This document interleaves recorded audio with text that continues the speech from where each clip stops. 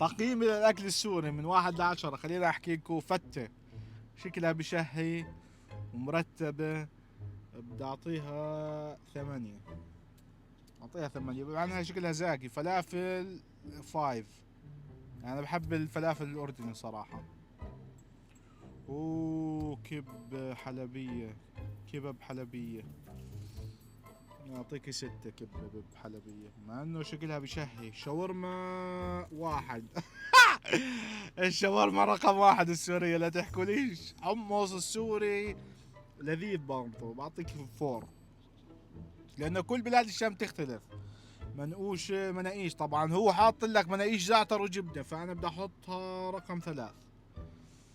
رقم 3. طولوا بالكم، كبة سورية طبعا لا يعلى عليها.